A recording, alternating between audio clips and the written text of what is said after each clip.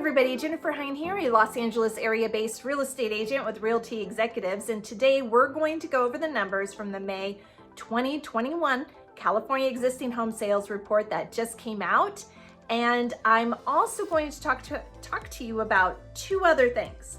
One thing I'm going to talk about is some conversations I've been having with other agents and some observations, because the question is the market starting to change a little bit? It might be. The third thing I want to talk about, I see it all over the news and on YouTube, everywhere. Is the market going to crash? Or are we in a bubble? I want to show you some observations and some information, 2007, 2008, as compared to now, which leads me to believe that we're probably not there. I'll show you two things, or I'll point out two things that are important to compare the two. All right, so let's go ahead and get started. For the first thing, I want to let you know that the median sales price, remember median is middle, not average, for all of California is a new record high, which is funny because last month was the new record high and the previous month was the new record high. So the prices have just gone up, up, up. Sales have gone down. Supply has gone up slightly. Now, for all of California, we have a new record sales price, but for here in Los Angeles County, we have the third highest record high sales price, median sales price. Now, the highest being September of 2020, followed by October of 2020. We are higher than we were last month, but we're not seeing the record high numbers that all of California is seeing. And I think part of that is because people are moving out of the more densely populated, higher median sales price locations and moving further out, which is causing those prices to go up because people are able to work from home. Things are more affordable. They can get more house further out, et cetera, et cetera. So that's my thoughts as to why Los Angeles County isn't seeing the record highs that all of California is seeing. The second thing I wanted to tell you is that things may be changing.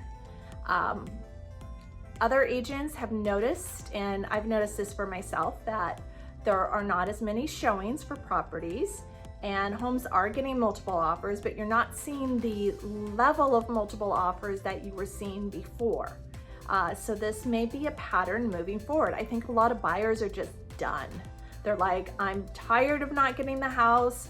I don't want to overpay some crazy amount, and it comes down to affordability.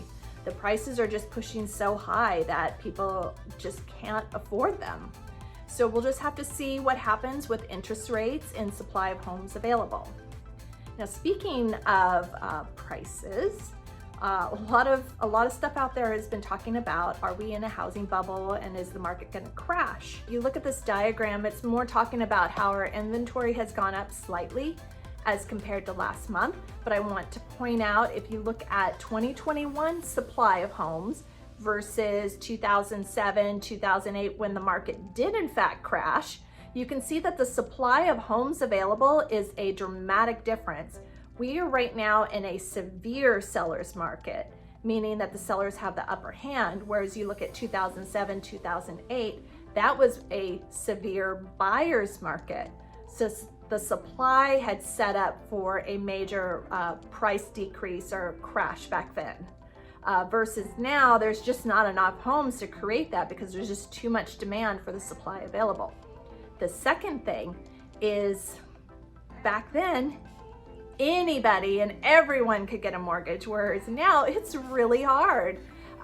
They have very strict requirements. They've loosened up a little bit, but there's still very, very strict requirements to qualify for a mortgage. So those buyers that are getting mortgages right now, the probability that they're going to foreclose versus back then is very, very slim.